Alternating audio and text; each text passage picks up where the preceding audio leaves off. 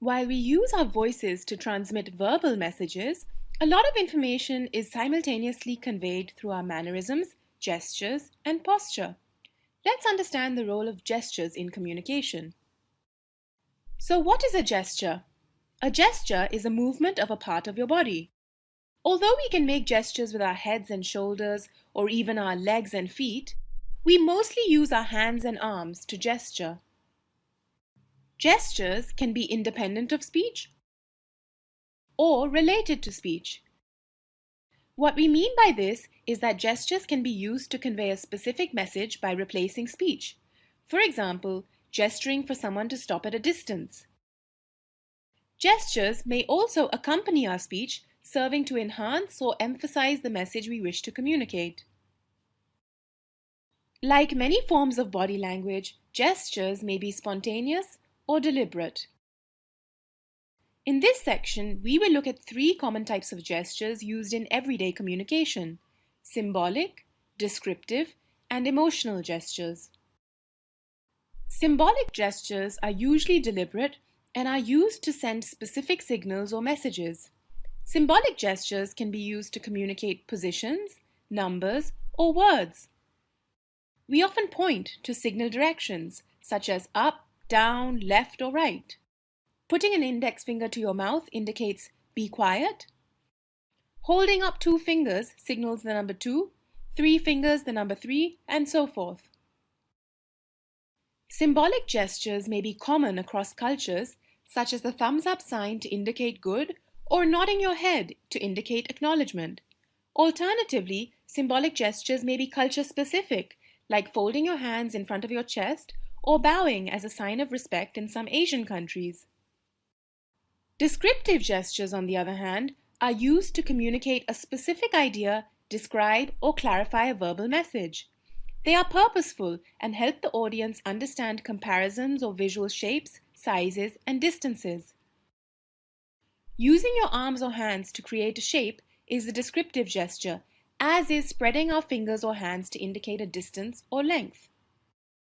Emotional gestures indicate our thoughts and feelings. For example, a clenched fist may indicate anger or frustration, while rubbing your forehead may indicate stress or tension. Have you ever clasped your hands tightly when pleading for a deadline extension? This is also an emotional gesture. Emotional gestures are mostly spontaneous, although they can be deliberate, like putting your hand on someone's shoulder as a sign of reassurance or hugging them to show affection. Like other forms of body language, it is important to be aware of our gestures and the messages that they convey. Gestures can be used to enhance communication, but they can also be distracting if they are repetitive, inappropriate, or exaggerated. Here are some handy tips to keep in mind. Be observant, be purposeful, and most of all, be natural. Consciously observe the gestures you make, particularly when facing an audience, in a meeting, or in a professional setting.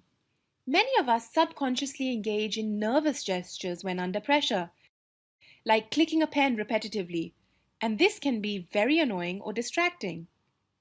If you notice this, make a concerted effort to address it, which could start with something very simple like using a pen without a click element or consciously putting down your pen when you finish writing. In this regard, it's also very helpful to observe those around you. Notice how gestures enhance or detract from a message.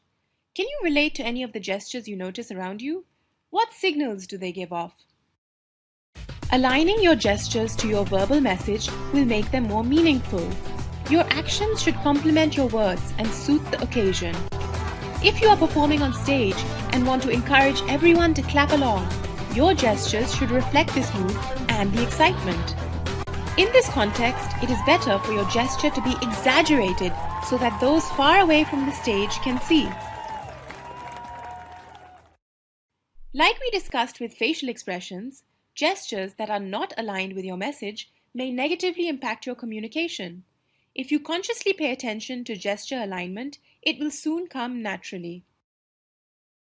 Now, although this may contradict what we have just discussed, it's very important to be yourself and be genuine. Don't try to force any gestures that don't feel right, as this will draw a lot of unwanted attention. It is important that you're comfortable. At the end of the day, gestures reflect our personality, and what's right for someone else may not suit you.